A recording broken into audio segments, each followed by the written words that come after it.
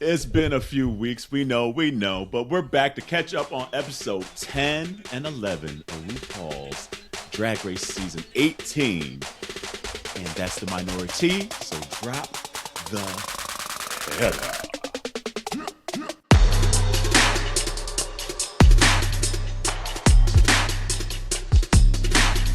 All right, ladies, it's been a minute. I feel like we haven't done this in a while. A little rusty, but we got to catch up on 2 episodes, and we're going to make this quick. We ain't going to go dissect through everything, but there's a couple key moments in each episode that's kind of steering us to the finale, quite frankly, and it might start shuffling some of these orders of who's going to win, who's in the top 3, and all this stuff, so it'll be interesting. So episode 10 was the Drag in a Bag episode. And I'm curious. Obviously, the drag queens going into the episodes, they kind of get maybe some of the information of the prompts and things like that, obviously, to kind of get ready. And it was interesting to kind of see some of these queens see, like, okay, I'm going to play the game. Obviously, there's going to be some kind of twist. Is that what have come to mind for you all? Like, if you're packing the bag, but like, okay, I got to put fabric in here. Are you putting enough fabric for yourself, like, just in case? Or you're like, no, there's going to be some twist. Some hoe going to get my bag, and I'm just going to get them scraps like Sierra Miss did. Well, the assignment was given though to pack garment that you can make anything out of. So let's be clear, like that's what you were putting inside this bag. So I don't know. The assumption would be like yourself, though, right? Right, exactly. So that's what I'm saying. Like, I don't know how you go about being like, I don't think someone's going to get this. It's going to go to someone else. So I'm going to pack something that would be hideous for someone else. But it's a competition, right? Yeah. So we've already talked about you need to be able to do your homework. You need to have some already sketches coming to mind. So in case something like this happened, you're going to be good to go. And we'll talk about later about some people who already had that planned and how they were able to make shit work. So I think a lot of people went in thinking this is how I would do this for me. And that's why people got what they got. I feel like there were definitely people that played the game and thought this is a way for me to screw somebody else, but what I'm going to do is I'm going to have a plan, so if I have to do this, I already know what I'm going to do. I have to scramble to figure it out. So like the scraps that Sierra Miss left, I think she already had a plan for that in case she had to do something with that herself.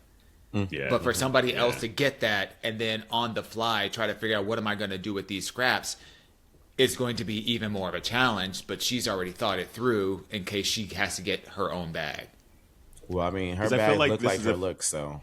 Yeah, it sure did. That's why she knew what to do with it. Get voted home, probably. That's what would have happened. But it's kind of interesting because I feel like this is the first season that we've seen queens plotting outside of the walls of the show. Mm-hmm. And now it's kind of almost making me curious, like for future seasons, it probably messes with your head even more now, quite frankly, because you don't know one way or the other.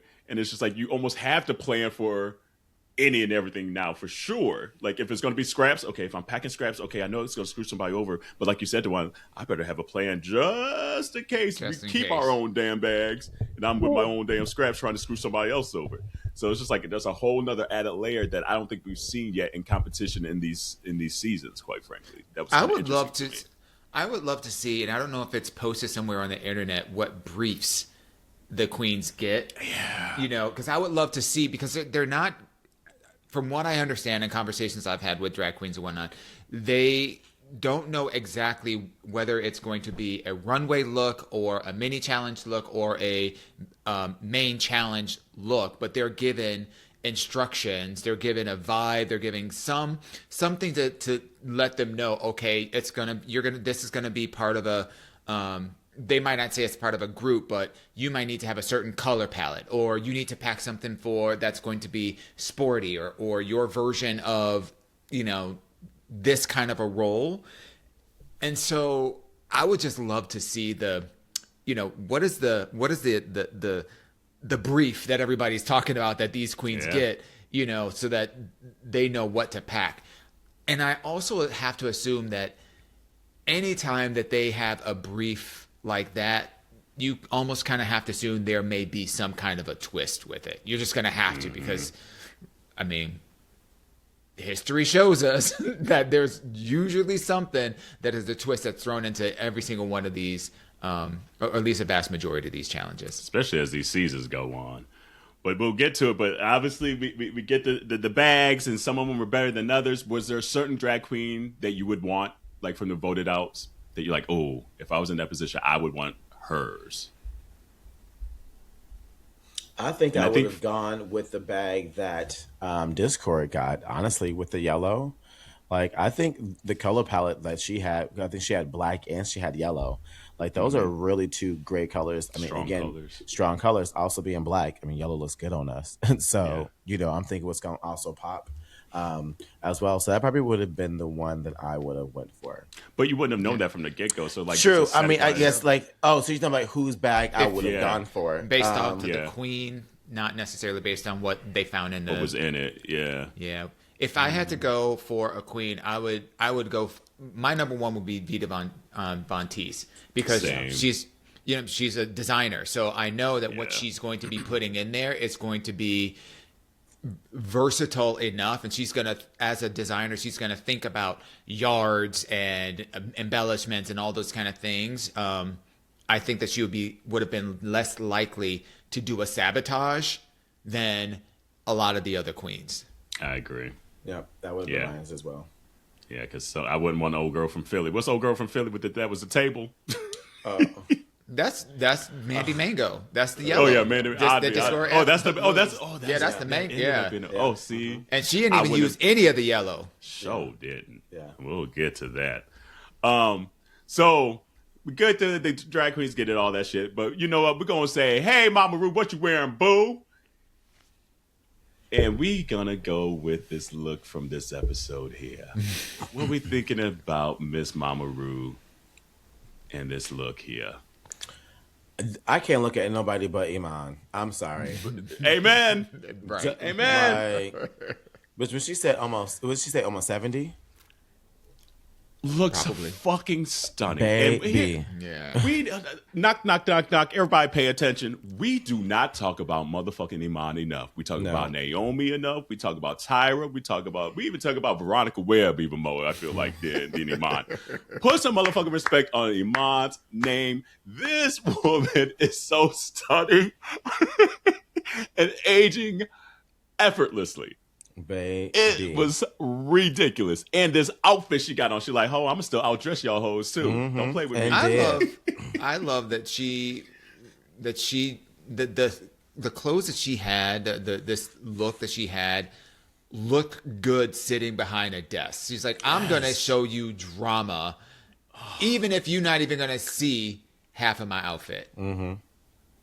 Yeah, I love how they were gagged. They were gagged during Untucked. They're like, she was like, yeah, I'm about to be 70. They were like, girl. It's like, where? What? 70 where?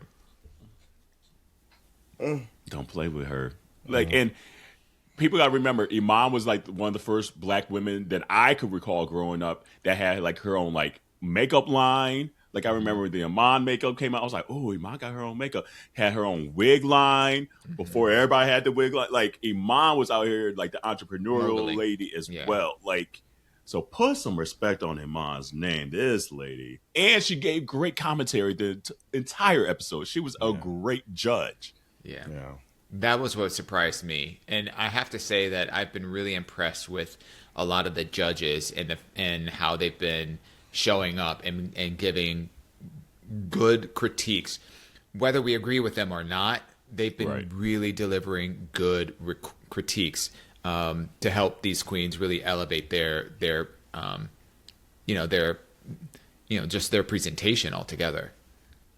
All right, we're going to sip, spit, or slurp it up.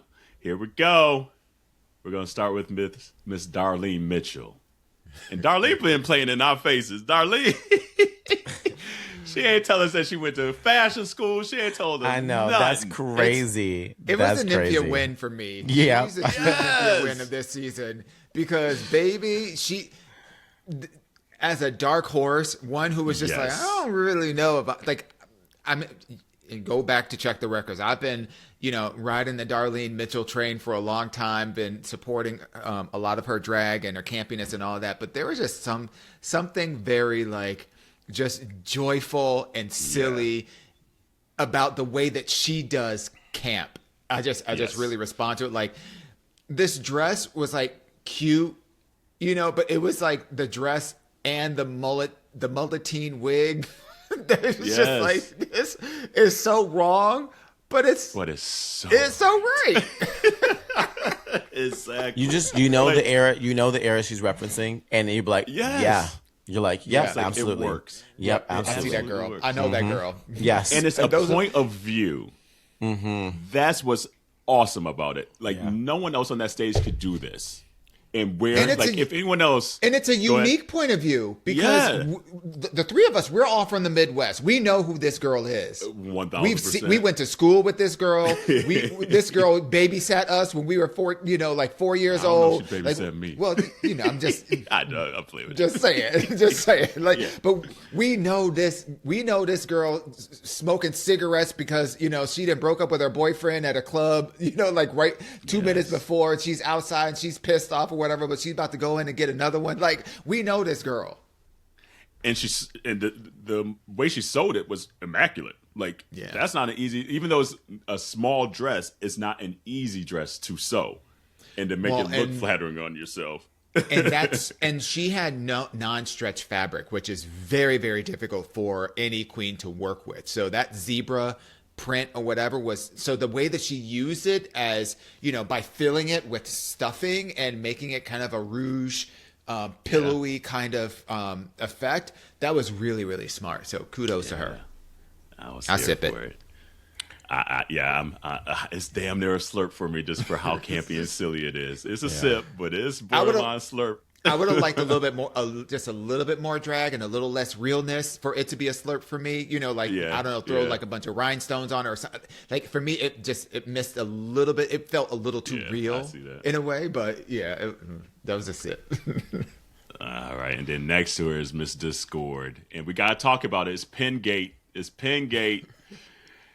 What do you guys think about this concept? You know, that she did use fabric from the bag, but she did leverage a lot of safety pins to kind of like bring it to life, which were not part of the part of the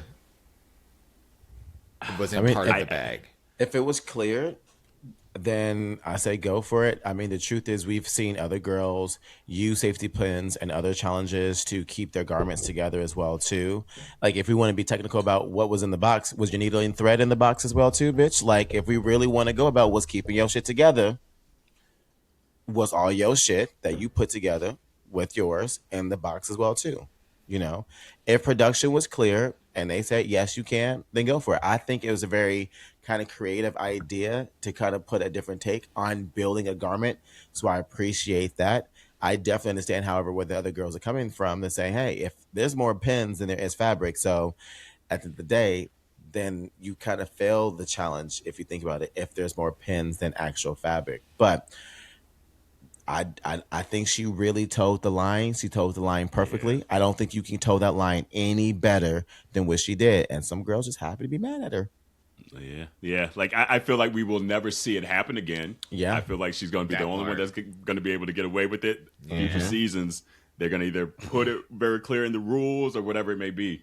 So yeah, like I feel like if it was an ugly dress, we would have been a little more mad. But like, damn, you did that. She actually looked good. She looked good, and that's why she ended up staying. Like, even though everybody was like throwing her underneath the bus, at the end of the day, Rue was like, "Well, bitch, you look good, so never mind your ass staying." Yeah. Like, you know, and so that's probably what made the girls even more mad. Like, damn, we over here threw her underneath the bus, thought we was sending this hoe home. Yeah. And her ass is still here. Damn. And now we got to like deal with the repercussions of that. So honestly, I think might be my favorite look of Discord of the whole season. I'm trying to think, at least to this point. I don't know if I would have cared one way or the other in the moment, because it's just like, let me just control what I can control and let me control my garment. Yes, that's that little gray line, and I live in gray, so it is what it is. You found the gray area and you succeeded, and your ass still here. Okay, I can't control that. So, and you look good, so is what it is. It's a sip though. It's a sip for me. It's a sip. Let's go to the next group here. We have Miss Juicy Love Dion. AKA Olivia Lux. Why she look like Olivia Lux here? That part. Yeah, it's a sip for me. It's a sip for me as well. I do love the fact that she made this look. I love the harem pants. It was cool, like to see as a watcher of this season, to see how she didn't even know how to basically thread her sewing machine at the very beginning, but somehow towards the end she was able to whip this out by herself. That's impressive on its own. But to be able to also whip this up out of fabrics that she hadn't planned, shows a lot of creativity on her part. So I give her props for that, and it looks good. Yeah, it's a sip for me as well. Like, I'm surprised she pulled it out, and I still want to know. I'm like, there's got to be something that they ain't showed us behind the scenes that somebody helped her out with the pattern or something, because this ain't an easy design to just whip up, So good for her. But yeah, the second she came out, I was like, that's Olivia Lux right there. Give Olivia her wig back. What do we think about Jane Don't here? Sip, slurp, or spit it out? It's actually a spit out for me. If I'm being 100% honest, I don't. It's just the material. It don't work well together. But I give her so much props for what she had to work with. But I don't like it. I'm gonna agree with Jarrell on this one. Like, it's a nice design, and I appreciate that she had quote unquote scraps to work with, but I mean, that's what she had to work with. But I'm not like loving this look as well. And again, I don't know what it is, but something about how she presents makes me feel like she's like a robot, like a version 2 of Jinx Monsoon in a way. I can't shake 100%. It. I can't shake it. And I know that they don't really drag. It's and so, not a fan of it, to be honest with you. I'm surprised that she actually even won, to be honest, off of this look. And I think they gave her more credit because RuPaul saw what she had to work with, and that pushed her over the edge. And I don't think that that's really fair, because they all had their own kind of challenges that they had to work with. But at the end of the day, is this the best look out of the bunch? I don't think so. No, it's not. I'll sip it just because, again, it's not fair, but I saw what the fuck them clothes were. There ain't no way I would have been able to come up with this. I would be like, send my ass home. I'm going home because I don't know what to do. And so in that regard, I'm like, okay. Low key, I could see if, what I would envision coming up with out of that bag with the scraps is what Discord made. Like, I could see that. Right. I could see that connection. It was impressive for what she started with, but at the end of the day, everybody had their own set of challenges. So I don't think that, well, I already said that. Jane just doesn't have the aesthetic that I would wear by any means. Like, there's no outfit this season that Jane has put on that I'm like, I would want to be that kind of drag queen. And it's just an aesthetic that I'm just not here for. It doesn't mean she's not a good queen by any means. It just ain't my aesthetic. Let's go to Nene Coco here. Sip, slurp, or spit it out. Spit it out. Oh, damn, really? She looked like a character out of goddamn Dr. Seuss book in that goddamn orange. No. I'm not here for it. That orange ruins it entirely. I'm sipping it. I thought it was kind of, I don't know, like, just, it was cool to me. It seemed cool. Like, I was like, I would have never put it together like that. And it was a sip for me. To me, I'm going to say it's a sip as well, in part because that is not an easy print. I like the actual design that she came up with, the crop top with that flourish on the top, those bellowing sleeves, that really cute skirt with the detachable train. I thought that was really clever. I think that it looked better on stage when she was moving in it than it does when she's standing still. I agree with that statement too. Because when she was moving around, when she came out, it was like, oh, okay, that she really sold it to me. And it did feel fresh and young and, kind of like pushing the envelope a little bit forward with clashing kind of things that I would not have put together. So yeah, I would say I'm gonna sip it. All right, and then the last two here, we have Mikey, Meeks, and Kenya. What do we think about Mikey Meeks here? A sip? I don't know. I just the dark tones. It's just dark on dark, and I just don't think it reads well. Maybe in the pictures, like you mentioned, for maybe Nene than it did on stage.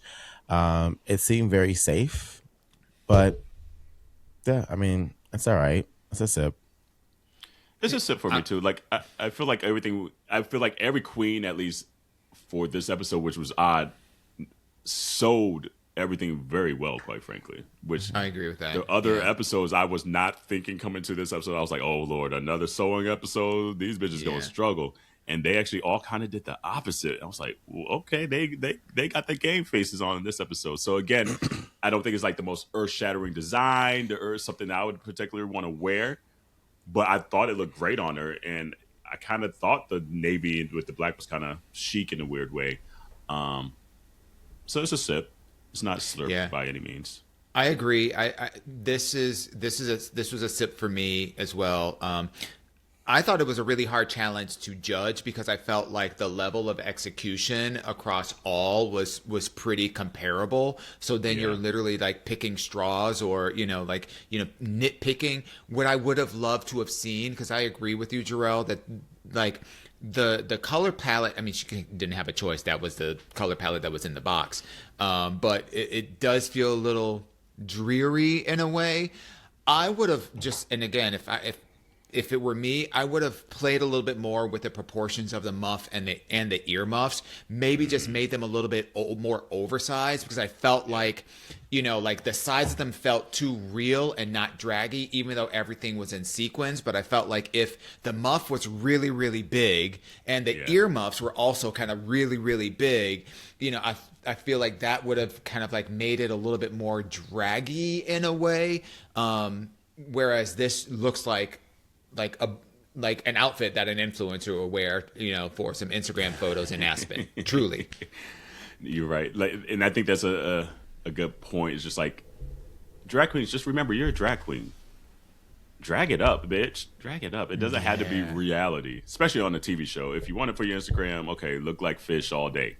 But on Drag Race, drag that shit up. So what we think about Miss Kenya Pleaser here? Actually, it's a good old sip. It's a good old sip. It's the best she's looked all season. 1,000. Absolutely agree.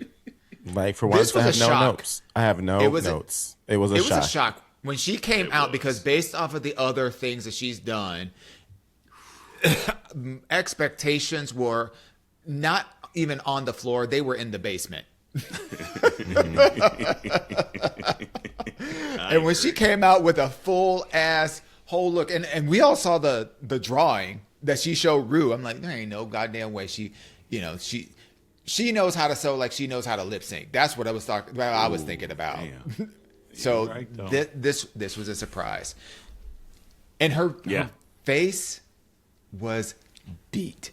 Her face was painted. I love the way that she looked in her face. Yeah, this by far the best she's looked all season. I'm glad that she at least got an episode where we're like, okay, this is what I would pay money to go see then. The proportion was correct. That's her biggest issue, is like her proportions all season have been all wackadoodle. But the proportions was right, that the titties were sitting, the face was painted, the wig was right, the color was perfect for her skin tone. Yeah. Everything kind of came together on this, and it shook everybody. Everybody was like, wait, bitch, you actually know how to sew? What the fuck was the rest of this season there, girl? Like, damn. And so it came down to it. It came down to nobody going home, but Kenya and Miss Jane Don't were the tops for the week. Do we agree with the tops for the week, or no? Me, it's giving Darlene, and it's also giving Kenya Pleaser. Those are my two. I would have loved to have seen Darlene in the top as well. Yeah, I agree with that statement. I would have loved to have seen her in the top for this one. I definitely would have thrown Kenya in there just because, like, shock of the season. And then there's just something draggy, campy, fashiony of Darlene in this episode, and just well executed. So I thought that was a miss on their part. And yeah, Jane, no. So there's always an episode in the season where nobody goes home. It always comes up, even though I'm like sending all these hoes home. It came up. If you were to send somebody home this episode, who would it have been? I'm Discord. personally, and I'm going with Discord as well. As much as I hate Nene's look, the execution of it fits the challenge. And I think because Discord towed the line as much as she did, it probably would end up being her. And would you have been pissed that you threw her underneath the bus and she ended up staying? Like Juicy kind of like started that train of like, well, because she got the safety pins. Like, how would you if you was the court? Like, if you was the scored, we'd be like, "Ho, get out my face! Stop playing." And I'm still here, and I'm still here, and I ain't going nowhere. That's how it would have been if I was Discord. That's the energy I would have been given. Safety pin this hoe. Look. That's what I really wanted. Like on the next episode, I wanted Discord to go in, and she just delusional Discord. Like her delusion is the most out of any season, I think. That's because she can't fight. That's why she kept that shit. That's what that is. So that leads us to the next episode, episode 11, which was what was the title? It was like I know the runway was swept away. What was the main part of it? I don't even know what it was called. But it was a toast of Alyssa Edwards. Toast of Alyssa. Oh yeah, Edwards. the toast of Alyssa Edwards. That's right. Duh. Yeah. Shit. So, which is a great queen to bring back. Alyssa's just great TV Baby. all the fucking time. Yes. Never fails. But so we're getting down to the latter parts of the season. Episode 11, the toast of Alyssa Edwards. So it's more comedy. How would y'all approach this episode? Are you guys good at roasting? Like having to plan out the roast? I know y'all mouths are slick just day in, day out. But it's like they actually have to sit there and be like, oh, I got to come up with roast jokes. Is that in your wheelhouse? I think I could have if I was given time, but I realized I'm definitely more like Nene Coco, where like my jokes come with some punches. My jokes come with some punches. Read the room, ho. Yeah. And I realized, because I do say some slick shit, and I found myself saying some slick shit the whole episode. I feel bad.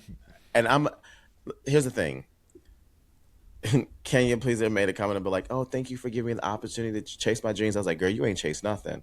But but again, that's my level of shade. So like, it's just a little too me. I'm a little too me.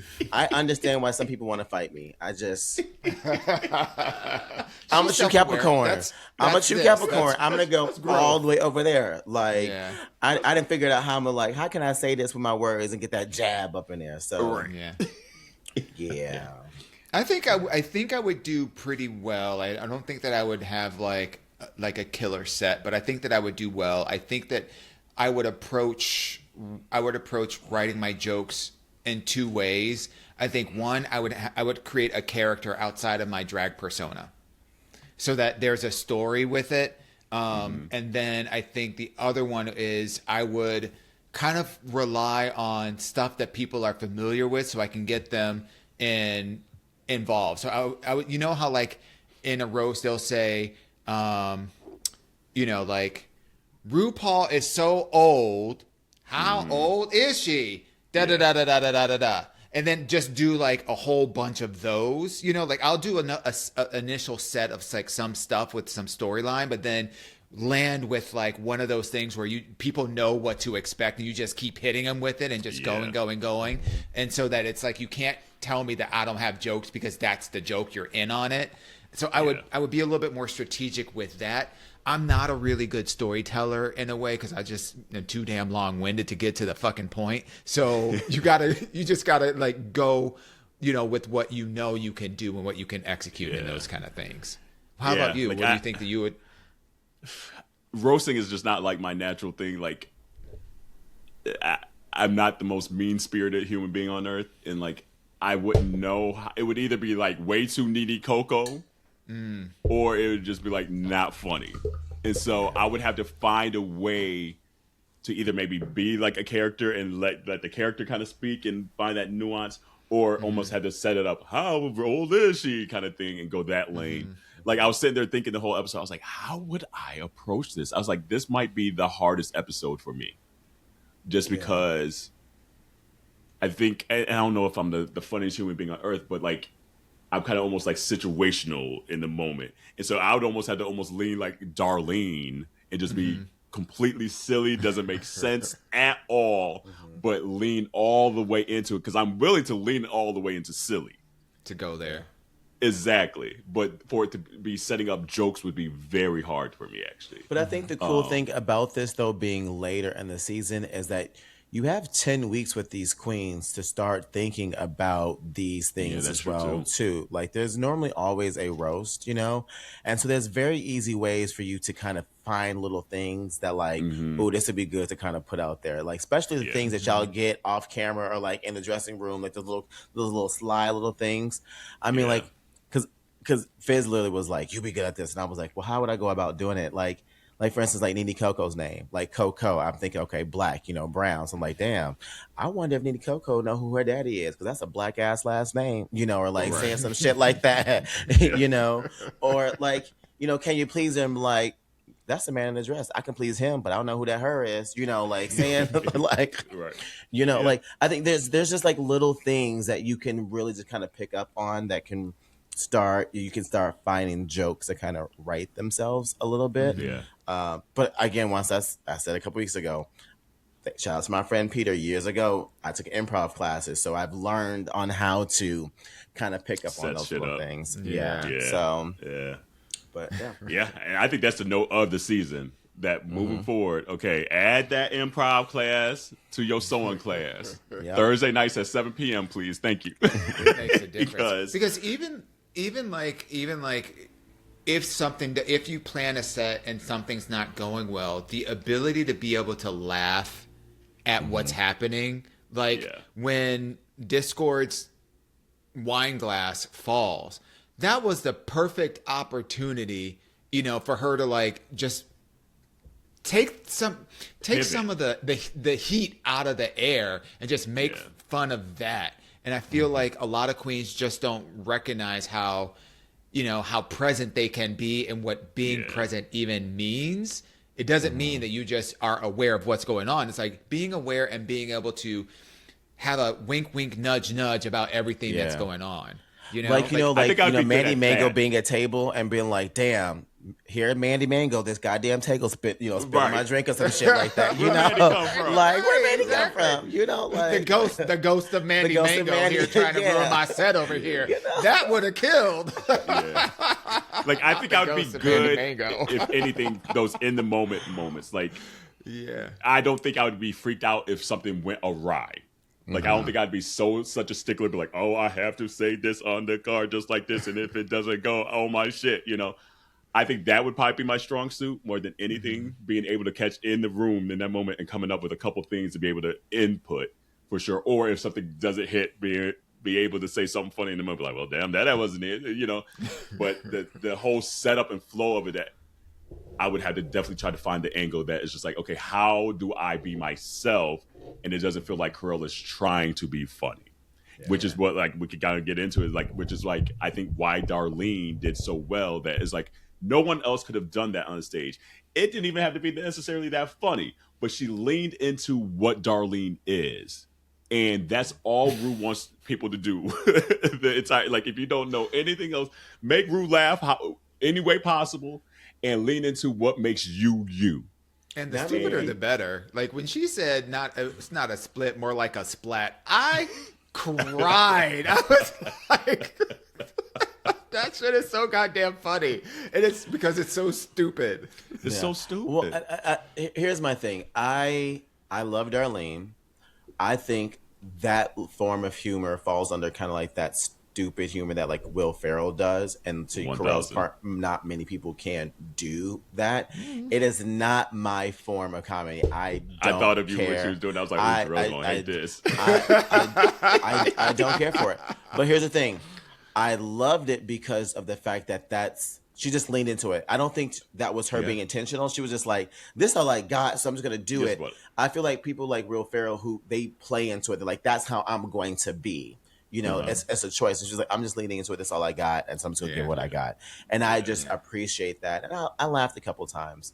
But Jane, I mean, I don't know how many times I can say this. She's the most prepared queen of the season. The absolutely most prepared queen of the season. The way she delivered her jokes, she understands comedic timing as well too. She was funny as fuck. Like, she just gets it. There's just certain queens that just get it. I won't even just get it. She just did the homework because 25 minutes ago you were just I think it was Dion just saying it's given very Jinx Monsoon. You know, and so I'm just like, and that's what I'm saying. Like, I don't think she gets as far as who she is. I think she has planned how to be successful based off of what other people have done. Because I'm still not seeing something that's just her. It's just feel like she did her homework and she said, this work, this work, this work, this work, this work. So I'm going to do this, and this. But I'm waiting to see who she is. And I can't wait for there to be some challenge that ain't never fucking happened. If there's one challenge that ain't never happened that's brand new, that she has not prepared for, betcha she don't do well at it. Yeah. What would that challenge be? Couldn't even tell you. Yeah. Couldn't tell you. You know who really surprised me, and I'm glad for it, is Mikey Meeks. Mikey Meeks closing, that completely surprised me because that killed me. It was such a professional set, and I love the fact that it was self-referential. The fact that she used Ross Matthews and pulled her character from Snatch Game into it with you know the Drew Barrymore and what she gave you not only comedy and jokes, but she also gave you impersonations and impressions. Like that surprised the hell out of me, and I was just like, okay, you know what, Mikey? Yeah, you got something. She's heating up at the right time, y'all. Like that, she's the queen that it happens every season. There's always one queen that comes in there. You're like, I did not foresee her getting this far. Because at the beginning of the season, I was like, oh, okay, Mikey's fine, but okay. It's two though, Mikey and Darlene, because it seems like they're heating up towards the latter end. And while it might not be everybody's cup of tea in terms of their kind of drag and their kind of humor, whatnot, not for some reason, this is Rue's kind of humor. Like RuPaul likes that shit. Like she eats both of them up. Yes, both of them. Ever since Darlene did the butter turning contest or whatever, Rue was like, "I'm keeping this bitch around." You know. Yeah. Darlene's gonna come. Like we said it earlier. Like Darlene's one that's gonna come back and be hard to beat in an All Stars. Yes, absolutely. She's gonna look back and be like, "Oh, I could be myself." And now I got a little more coin to actually kind of push some more. And now we know she's a fashionista. Like, and she's already got a point of view. She's got a fantastic point of view. Yeah, 1,000%. Yeah, I will say I wasn't surprised by Mikey though, because like we knew she did theater. You know, like we knew she had been acting. She understands how to work. Yeah, I mean, and that's exactly what she's doing. She's like, I know how to work an audience. I know how to work a crowd. I know how to deliver a line. So I was not surprised by Mikey at all whatsoever. I feel like it was more of an edit at that table read than anything else. Like, because you're not putting yourself last if you can't deliver. Like you're just not. You're not doing it. Right. You're not. You're just not. Right. Her order was perfect. She placed the orders perfectly. Would you have made any? If you were in her position, would you have made? I mean, forget about what you saw, based on what you knew about the queens prior to before, not knowing what they delivered. Would you have made any changes? It was perfect. Like I don't know if I would have put myself last just because I just know this particular challenge probably wouldn't have been my strongest challenge. But if I knew that I could close. Perfection. Yeah, you get and I'm far. Like last. She knows Jane's her competition. Get far enough from her. Put someone that's just weak first. Discord. It could have been Discord. It could have been Kenya. It could have maybe not Kenya. But she put Kenya before her. But she put Kenya before her. So literally, she was after Kenya. So you put someone. I feel like Discord or Kenya could have been interchangeable because she knows I'm better than both of them. Yeah. Jane far enough because like after Discord, she just knows Jane's gonna be good, so it is what it is. And then the rest of them just okay. Let me just flesh them out wherever they need to be. Let me just put someone weak in front of me and weak first, and the rest is fine. And then Jane far enough away from me. Yeah. Perfection. It was perfect. Yeah. Like Nene was tough to kind of get through, even though the white privilege joke was funny. That was actually well thought out. But she's one that I think she's going to look back and she's smart enough to figure it out the next go round. Nene's going to be another one that's going to be fun to watch in an All-Stars just because she's already very good. Yeah. Just some tweaks here. And when she kind of sees it play back on TV, she's going to be like, got it. I see what everyone else is seeing now and not being able to really read the room as well as I thought I was going to be able to. She's very cerebral. And I think that can, once she understands how to harness that intellectual cerebral component of her personality, I think it's going to do her really, really well. But I don't think that she really knows how to like leverage that just quite yet. So I think you're right. Once she's further away from this season, she's going to be a person that we really want to see what she's going to be able to deliver. Because her drag is good. Her makeup. Yeah. We don't talk enough about Nene's makeup, quite frankly, this whole season. We haven't talked. Her makeup is disgusting. She's painting the shit out of her face. Incredible. Like, there is nothing that, like, even from her David Attenborough paint job, that she did, like, that old man look or whatnot. She talk about a queen who has the skills and is prepared. She's prepared. She is prepared. Yeah. So what about the ones that didn't maybe do as good? Discord got through, but Kenya and Juicy, baby, it was tough to fucking watch. I think the thing is, and we kind of talked about it at the beginning of this portion of episode 11. You know, there are people who are funny, but then there are comedians, and you know, like we mentioned on our podcast, you know, about going to the comedy show, you know, the improv comedy show in LA. Like those comedians are taking time to write their jokes. Yeah. And there are those girls who know how to be funny with quick little shade jabs here and there. And then there are those who know to tell a punchline. Craft it. Yeah, exactly. And there's just not those two. I mean, like we've seen them, you know, give great commentary throughout the season and be funny. And we've seen them make jokes in the workroom and stuff like that as well, too. But sometimes that shit just does not translate if you don't know how to craft an actual story. You know, so I think the other, to piggyback on that, I think you make a really good point. And I think the other thing is timing, because I think both Juicy and Kenya, they had good bones for what could have been really good jokes, maybe not great jokes, but really good jokes. Yeah. But their timing was so off. Like Kenya rushed through her set. Like she spoke so fast that she didn't give time for the words to really sit, so that when she said her punchline, it made sense, because she used, I forget what that one joke was that she used in the table read that gave everybody a little bit of a chuckle. But when she delivered it in the actual presentation, she ran through it so fast that it was, it just, you couldn't take it in. So you couldn't even appreciate the punchline or even see the punchline, because it was just like a run-on sentence. And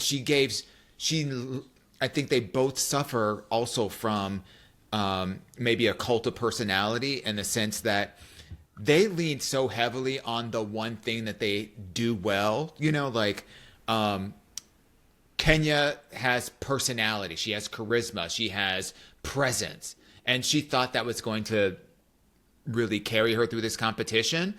And it kind of has, but at a certain point, that shit breaks down, because, bitch, you've been in the bottom 3 times because you're not applying that same level of focus to other aspects of drag, which is part of what this competition is. And that's what Juicy has suffered from as well. I agree. You nailed it. So quickly here, Mama Ru, what you wearing, boo? The best look of the season for her. That's what she wearing, boo. This is finally get to some drag that I want from RuPaul. Oh, you do? Yeah, because everything else has been looking dowdy and gaudy. At least this is a little different kind of silhouette, a different little color. The wig is still not my favorite, but it's something. It's something. Baby, you're a man on an island there. Okay, Castaway Tom Cruise. Yeah, look, hated it. hated it. I was like, what the fuck? I like the concept of this. For some reason, something about the bottom half is just so, like, the purple, you know. It was like she said, oh, I saw Nene Coco wear, you know, kind of like that orange thing, and I want to do something similar, so I'm about to do these color tights too. Something about it's not the dress for me, it's something about the bottom half that really took me out.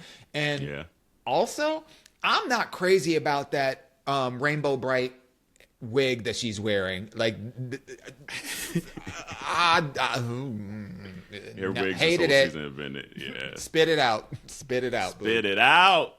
Low-key, I would wear low-key, though, the guest judge, Asuku. I would wear her outfit. Oh, that was super cute. I'd wear that whole outfit. I sure would. With the bowl cut. Let me get the bowl cut. That's what I want for the auntie wig for the anniversary. I want that wig. And I don't know what Ross Matthews is wearing. I know we don't really talk about him, but like he looked like a gay Mr. Rogers, and it is not cute. Like, I don't know. Did he pull that from Ellen DeGeneres' closet? Because what the fuck is that outfit? Yeah. All right. All right. And then we got to also show what Alyssa wore. Alyssa looked like a fucking drag queen. That's how you're supposed to come back and show these hoes. Yeah. I can't lie about that. I absolutely Look that all the way up. She looks like the queen of the Seven Kingdoms here. Yeah. Game of Thrones down. Like, that dress is fire. Her hair looks amazing. Her beat is incredible. Honey, she came out serving. Yeah. She said, you're going to read who? She said, good luck. She painted herself or someone else painted backstage, but her face is painted. Yeah. Her face looks money. Yeah. Alyssa's good TV. All right, so the thing was swept away or something like that. So quickly, what do we think about Discord's little motorbike spit it out, swept away in the fire? I don't know what it is. Yeah. Spit it out. That was not it. It just looks uncomfortable. And she already has a fucked up kind of walk anyway, but it just look, I get the Mugler inspiration, you know, like with the motorcycle kind of thing, but like that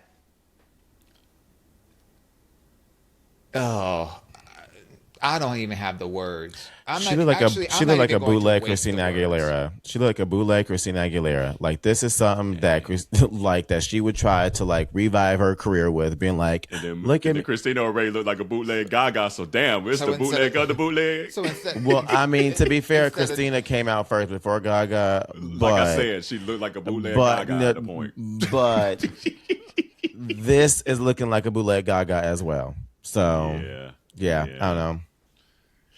What do you think about Miss Jane? Don't throw it. But I agree. Spit it out for Discord and spit Jane out while you're at it too.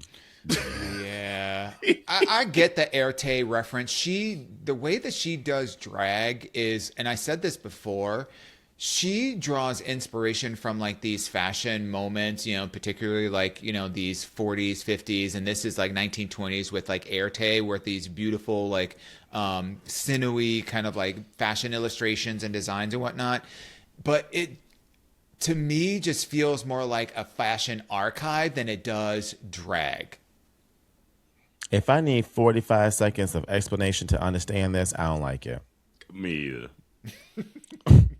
I bet you should. 1920s Arte and all them buffet. Spit it out. Take it off, spit it out, throw it away. That's the name of the designer. Throw it away. Spit. I tried to like it when the wind was billowing. It was just too much sequin on the legs. Like you did. It was just too much. It was just too much. It was heavy. Honestly, I like the concept. Heavy. It looked heavy and it looked hard to wear. So like if the idea is that it's just like, you know, Gone with the Wind fabulous in a kind of way, it didn't meet the brief because it felt so, it really pulled her down. All right, Juicy loved Dion, and obviously this is not the best image of like how it was billowing and things like that. She had her little fitted sheet with her little Tina Turner gown on. Disappointed.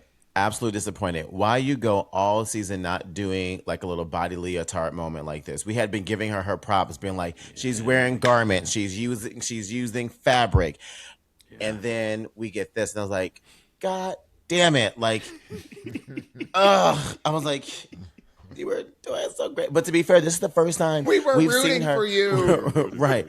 But to be fair, though, this is the first time we've seen her like this close to like one of those leotard kind of smaller like little moments. This is a George's outfit. Yeah, it's a George's outfit. She probably got it from her.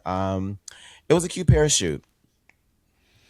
My only thing with this, I didn't mind the bodysuit as much. I just wish that the color of the fitted sheet was not white. I wish that it mirrored the same, or complemented the color she was wearing, because I just felt like it was such a distraction. You could see a lot of the seams and because it's all white, you just saw a lot of this. It just, for me, that lacked a little bit of just color coordination, and I felt like it could have just elevated the whole look if it was just a different complementary kind of color, to be honest. It looked like when I was young, getting that fitted sheet and running through the house, making it billow just like that.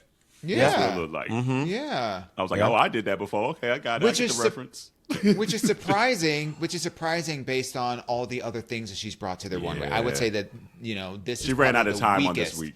This was the weakest of her package, because everything else that she's put on has been fantastic, including the outfit that she made, even with the inclusion of the outfit she had made in the original sewing challenge on episode 1, looked better than that one. And that, so. Yeah. What do we think about Darlene Mitchell here? I like this more in the presentation. I like this more in the presentation than what I'm seeing it here. Seeing it here, you're like, girl, what is you doing? What has you got on? but it worked. It worked in her presentation. Yeah. It was just the campiness, the silliness of Darlene. Was it earth shattering? No, not by any means. Would I wear it? No. And like you said, just standing without the wind, it's horrible. Yeah. But there's something very adorable about her horribleness, if that makes sense. And she was and in the presentation she was very silly with it as well too. Like when the wind was blowing, she was being very funny and very playful. There was a story. Yeah.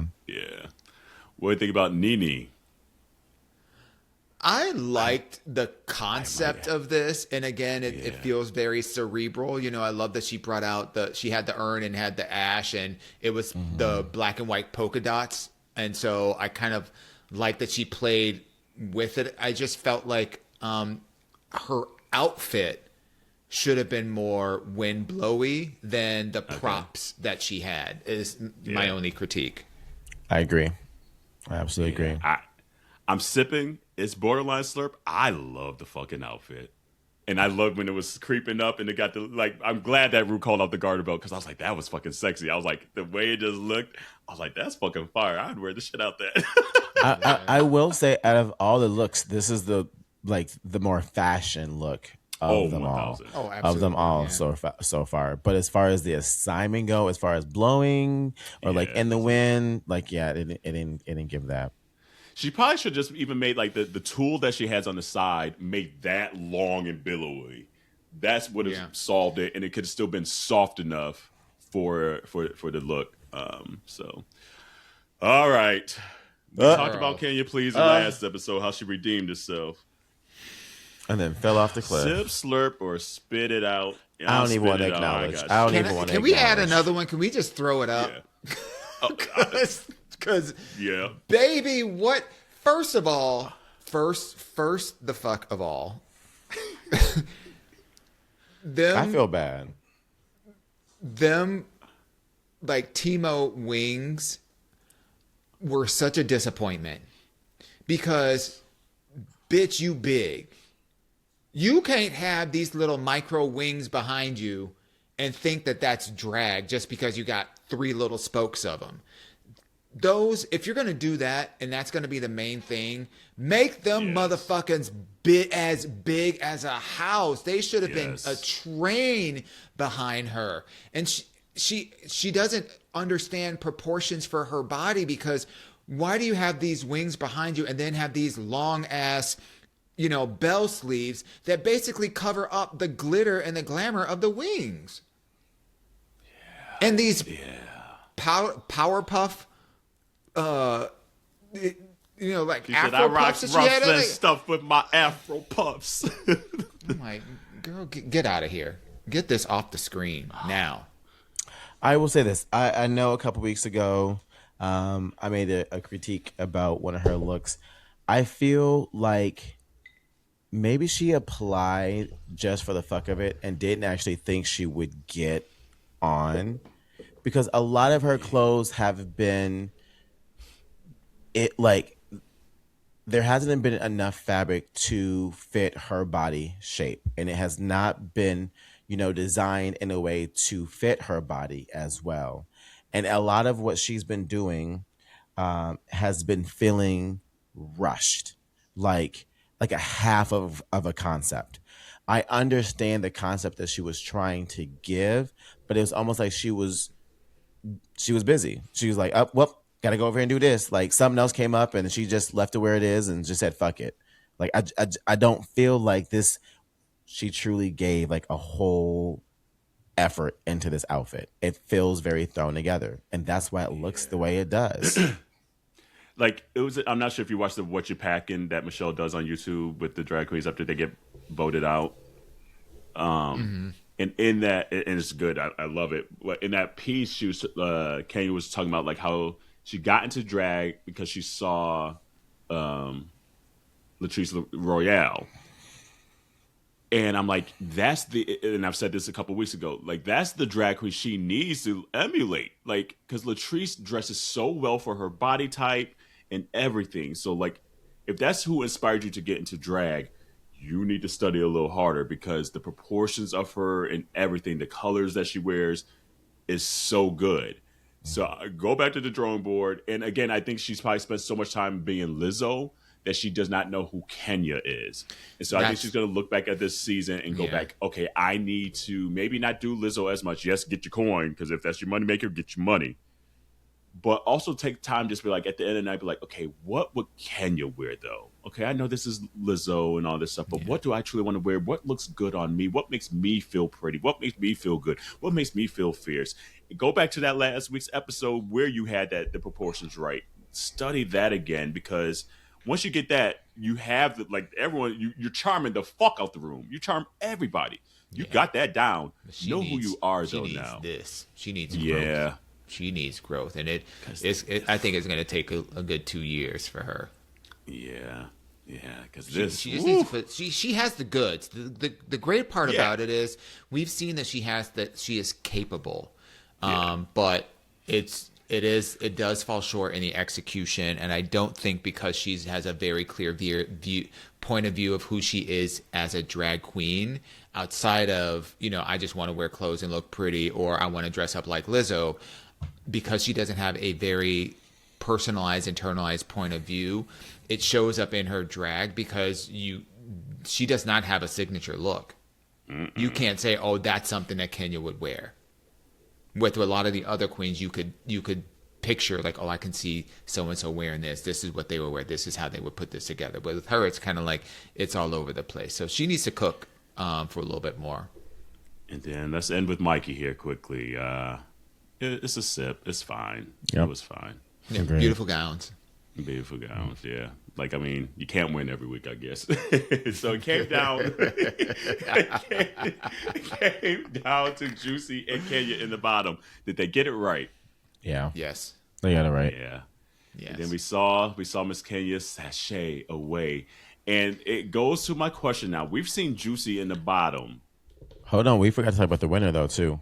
Oh yeah, who was Darlene? Oh yes, it was Darlene. That's right. We gotta give our girl Darlene. Yes, she got her 1000%. win. Yeah, and rightfully so. Like, absolutely, she tied into her the most this week. No one else could do that. No one could be that. And it was just so her, and it was cool. She enjoyed it. So like the smile she gives is so infectious.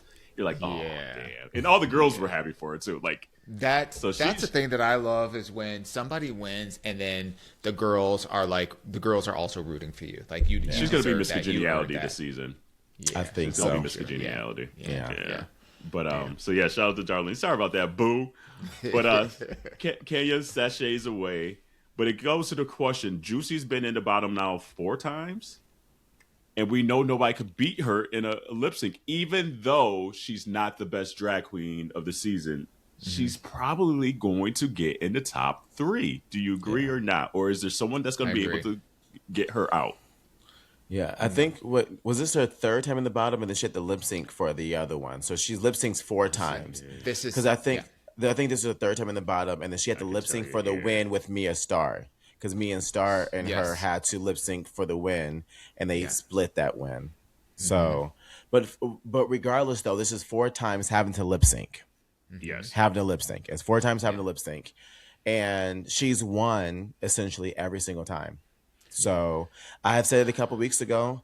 I don't see her leaving the competition if it comes down to a lip sync. I just don't see it. We've never had a season like this. And the song too was a slowed down song. Yeah, that wasn't and she ate that shit up. and she still knew how to do it. Like she was all like, ate it. Look, she knew what she was doing. Like, yeah. It makes me question: are they going to have to try to find a way in future seasons to switch the rules up? We've never had a season where someone was this good at lip syncing consistently. I'm surprised that they haven't thrown out Lip Sync Assassin enough this season, because they used to throw it out all the time. Exactly. Somebody would win 2 lip syncs and be like, "Oh, you're the lip sync assassin." No, get out of here. You got lucky. This is a lip sync assassin, because if you want to see somebody lip sync, you want to see her. You want to see Georges. You want to see Alyssa. Like Kennedy Davenport. Right. There are certain individuals that are truly lip sync assassins, and she is absolutely one of them. I think you're right. I think it's going to be interesting for the producers and how they're conducting the finale episode to determine who's going to move forward and who's going to win. The competition, because she's won what. One win. She has 1 win. Yeah. Right? Yeah, she has a 1 win. She has 2 wins. She won the acting. 2 wins, because it was the acting challenge. Show. That's it. Yeah. So she's got 2 wins under her belt, which puts her on par with a lot of the other queens that are in the top. So she is, even though she's been in the bottom, she still has 2 wins underneath her belt. So there is a very strong likelihood that she could potentially win the whole thing. But I think the producers are going to have to figure out, is that a story that they want to tell? That yes, you can lip sync your way to the top. But I mean, I don't think it'll come down just to that though, because they all are going to also have to have like a runway look. And up to this episode right here, she has been looking really good on the runway. So it's not just the lip syncing part; it's the runway. She has the fashion part. She has the right components for a finale to be great at a finale. You don't got to be funny unless they incorporate some type of live, like on the spot, like type of shit like that. If it came down to choreography, she can eat that shit up real quick. And she technically sewed that last outfit from the suitcase as well too. So if that's what she can do, and a part of the finale is sewing some shit up real quick, she literally has everything, unless it's an acting challenge, that there's no lip sync. I have a feeling that there has to be an episode where like they're going to send 2 people home and there's no lip sync. That's the only way I see her to get her out. Is if you send 2 people home. Because we can all agree that she's not the best queen of the season. No, I agree with that. But she's great at what needs to get her through. And we've never had this dichotomy in all of the seasons. I mean, she's great at lip syncing and performing. But I still think she's still top 4, top 5 though of the season. But at this route, everything that's set up from here on out, honestly, is going to be, because they're going to do like a music video or something like that. She's going to eat that up. Yeah. So it's just like, we've never been in a situation which is kind of surprising, in all these seasons where we all know that she's probably not the best of the season, but the way everything shakes in Lip Sync for Your Life, She's the best at that, probably, But that then we've ever had in all the seasons. Because a lot of times the question of the finale is really down to the lip syncs. When they're doing the 2 of 2 and lip sync for the wins, that's what it boils down to. And I think it's going to be really interesting to see what the edit is going to look like if she is one of the 2. If she is any one of the 4 that have to lip sync, she's going to, because the only way that I think that they probably would be able to get her out is if they had her lip sync a monologue, which they have not done since not done since Drag Race All Stars. I don't 8 or whatever. The way she performed to this slower song in this episode, I think she's gonna crush the monologue. Because the thing with the monologue is, I mean, you treat that monologue very much like you are, giving a little bit of drama. She has that sass. Now, acting is something different, but to be like, I know how to portray this diva and just to deliver this, which is what she did in the first acting challenge, mind you, which a monologue, you typically have to give that level of sass. She gonna be fine at that. They need to give her, if they want her not to compete in the finale and want to give the crown to somebody else, they're gonna have to do an episode where the lip sync at the bottom is a monologue, and it's a dry monologue. It's got to be dry. Because you can tell that Rue kind of wants Jane to win. Like, by some of the comments that she's had, it's Jane's to lose at this point, to be all the way honest. I disagree. I just don't know how they're going to get her out. I think Rue's gonna gag all the world for the upset and be like, nope, giving it to somebody else. I would bet money. I don't think Jane don't. I don't think if Jane don't and Juicy were in the bottom and they had to do a monologue as a lip sync for your life, who's going home? But Jane Done's not getting in the bottom, so I'm not even entertaining. Okay, well, you're not part of this conversation, Carell. I think if those 2 were in the bottom and they had to do a monologue, who's going? If they're in the finale, I know she always cut me off. No, because they're not in the bottom. Because they're not in the bottom. That's I'm not entertaining it, but I'm entertain it. No, if you phrase that word as they are in the finale, and they're in the finale, and the other 2, because who is going to be in the bottom? I didn't say she was in the finale. I said before if there's an episode before. I said the only way that it would work. I said I would answer it if they were in the finale. Then I would answer it that way because then it would make sense. Rewind this last part, be like, right, not the question. But right. I know. I gave my spin on it. That's what I did. Okay, but Carell, if Jane hung in there well enough, they would give it to Jane because they want Jane to get through. Rue. See, that's what I feel. Rue is like the words that Rue are saying to her each week. If you watch Drag Race long enough, you kind of just know Rue after a point. She's kind of made up her mind, unless something crazy or shattering, like what's the old girl that beat Shea Coulee with the roses? Sasha Velour. Yes, unless something crazy like that happens at the end. That would shift. It was Shay's all the way until that roses happened. And then Rue was like, "Oh shit, the crowd's going crazy. It's got to be Sasha." Until something like that. So right now, it's Jane's to lose. If Jane would hang in there long enough, did well enough, even if Juicy ate her, Juicy's been in the bottom too much for her to push her through. She would be like, "Jane, you saute, you stay, and Juicy sashay away." Mm-hmm. I think that would be the only way. But it's literally the first time I've ever thought this in this season that I'm like, I don't know how they're getting Juicy out. Don't know. Don't know.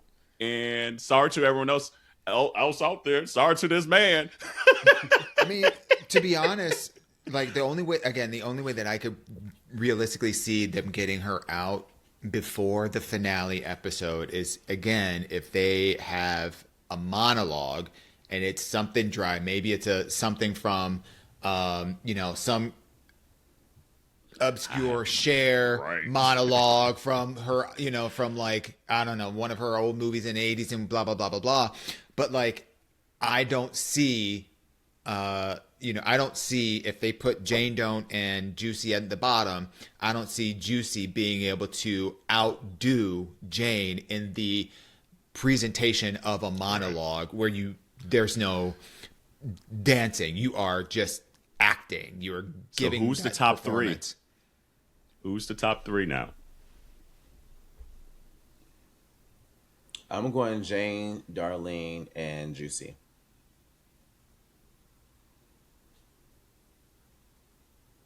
I'm struggling because I adore Nene. Nene's struggling a little much right now. Yeah. I think it's Jane. No one's going to beat Juicy just the way it's set up right now. And Mikey. I feel like it's a toss-up between Mikey and between Mikey and Darlene. Yeah, I like Darlene. I think they will go into. I think it would be a top 4 going into the finale. That's what I think too. And then I think they're going to do a lip sync Lollapalooza where they will have to lip sync for the win or whatever. It makes sense for there to be a top 4 going in there, but if they did a top 3, then they would have to do some kind of like individual musical number, and that has production and all that kind of stuff. And I think it's a toss-up between Mikey and Darlene. I think that Mikey will edge Darlene out just a bit because I feel like Mikey is a little bit more settled in who she is as a performer, and she's been quite consistent. And Darlene is still kind of, working towards just knowing that. what's coming to come at the end of the season is always some kind of musical number, and Mikey's just a little better than Darlene at those challenges. I adore Darlene. I've been on the Darlene train from the beginning. I loved her for kookiness from the beginning, but I just know how the show sets up. Mm-hmm. It's going to be interesting. Who should be there? But can I ask y'all this question, though? Because y'all know Rue loves to laugh. Do you think the way that Darlene has been going the last 2 episodes, which is being able to really pull at making Rue laugh, do you think that could edge out what Mikey is doing, though? Because although Mikey is technical, I think it's a toss-up between those two. Right, but do you think that Rue would would go for someone that's more funny than more technical sound, like a Mikey in theater? That's the question I'm asking. Funny enough. I think so. I think Mikey's funny enough, though. Rue laughs enough with Mikey, even though she maybe laughed harder at Darlene. I think she laughs enough at Mikey that might be the 51-49%. And Jarrell, I think that Darlene has the opportunity to be able to show up and deliver the funny that would edge her out over Mikey. So I think again, so that's too. For me. It's a toss up between those two. I would be happy. I don't think Darlene is going to win. Let's put it that way. Right. Mm-hmm. She's not going to like for me. I could see Jane winning. I could see Mikey winning, and I can see Juicy winning. Mm-hmm. I could see those 3, any one of those winning, and Nene. Oh, I love Nene. She just I like her, but I also feel like there is just she also needs to cook a little bit more. There is just a joyfulness and a silliness that she has not quite embraced yet. She doesn't really know how to laugh at herself. And I think that Rue really appreciates people who can see themselves for who they are and kind of laugh at themselves, and she doesn't really have that quality. And I think it's hard for the broader community to connect with somebody who is not that have that kind of level of vulnerability. So I don't see her in this. And Discord is just low hanging fruit. I'm sorry, but Discord just somehow is just there this whole damn season. She should have went out. I don't know why they didn't have they didn't kick her butt out before, but she needs to go. So I mean, I totally understand what you're saying. I only see it being Juicy or Jane. Like when it comes to that third spot, I'm with you, Dion. It's a toss up, and I don't see any of those toss up people actually being the actual winner. Like when I see Juicy and Jane don't like to your theory of your example, your question, they would have to be in the bottom in order for someone else to then rise to the top. Yeah. Getting rid of one of those two is the only way that's going to open the door for it's there a to be makeover a challenge. So I mean, we still at least have one more challenge that's like slightly askew. We haven't seen them have to make over anyone yet. So this is always another episode that kind of makes or breaks people. So we'll see. It's going to be an interesting episode. Community, we know this was a little longer, but, towards the end here, we had to debate this shit out because... we had to give you a little something. It's a nuance we just have not seen in any season before with the Juicy dynamic right now. And can we just shout out all the girls? Like, this season, like, I think we were all kind of, like, wondering, like, is this season going to live up to keeping us invested? And like it or hate it, sip it or spit it, we have been invested in this season and what the producers have done to keep it interesting and keep it fresh has been on the right track. So shout out to all y'all. I agree. And that's the Minority. Wash your hands, your legs, and your ass. See you next week. Bye. Bye. Bye.